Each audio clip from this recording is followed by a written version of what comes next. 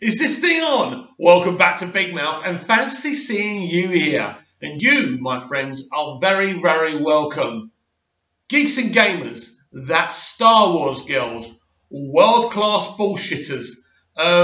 When these YouTubers, when these accounts get hold of you, when you get their attention, they are relentless and they will not let go. And this is what's happened to Brie Larson.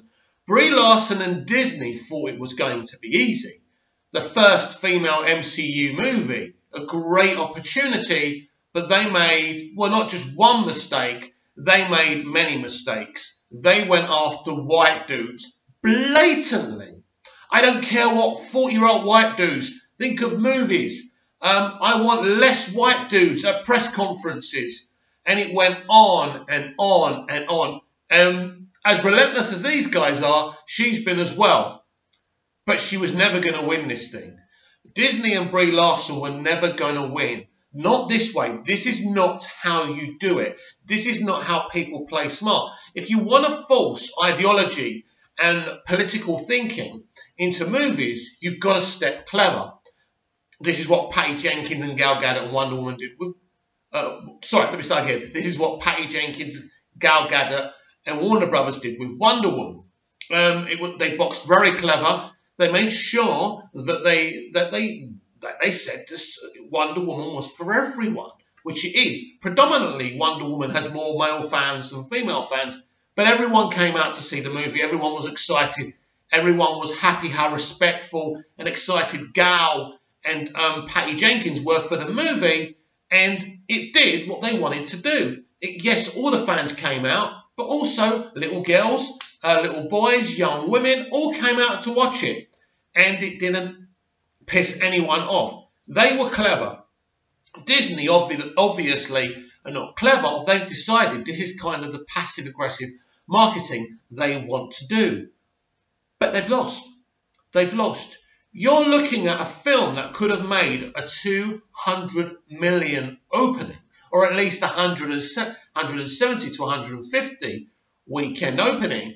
We're now looking at, what, 100 million, 70 million? That's a lot of money to lose, if you believe what everyone's saying. I don't know. Tracking isn't very reliable at the best of times, but that's what's said. This, as I keep on saying, this film, Captain Marvel, is the precursor to the most anticipated CBM ever, Avengers Endgame. So the potential was limitless, and all they had to do was market this film like they've marketed the other 2021 films, or however many they've done now. But they didn't do that. They didn't do that. They decided to go aggressive. White men, white dudes, white dudes, white dudes, white dudes. Racist and sexist. Racism and sexism. Hate never wins. Hate will never win.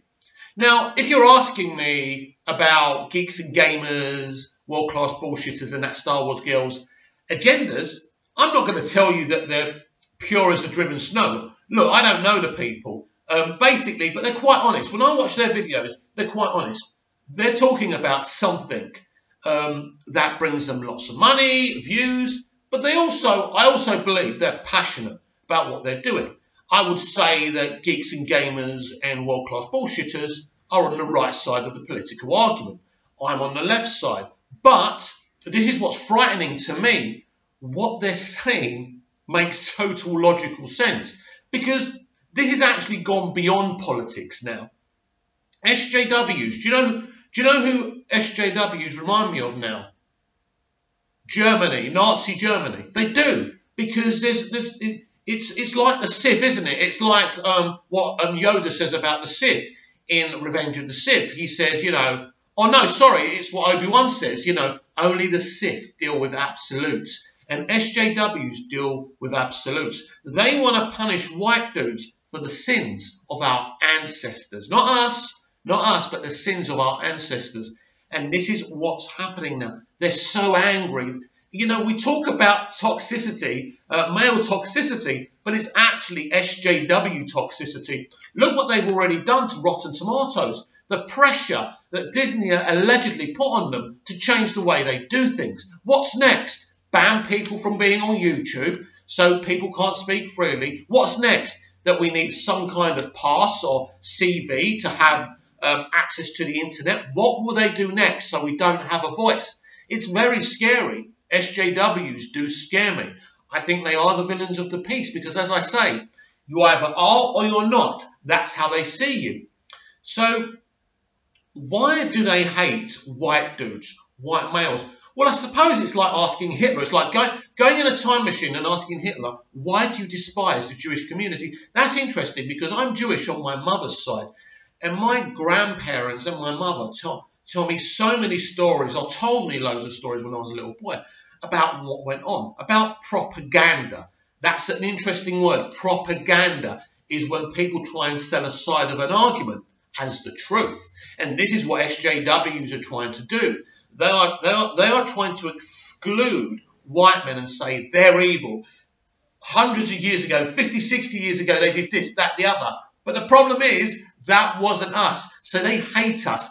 They despise us. So they throw hate at us. We throw hate back at them. And this is what happened in Nazi Germany. So I think it's comparable. SJWs and Nazi Germany. And I'm sorry if this offends anyone and you want to report this video, you can do. You are free to do that. I don't think I'm saying anything wrong here. I just see comparable what's going on. There's no in between because we're not actually talking about people here on the left side of the political argument. We're talking about extremists on the far left of the political argument. And this is what SJWs are. So what do you think? Do SJWs frighten you? How they've got control and have infested the entertainment industry?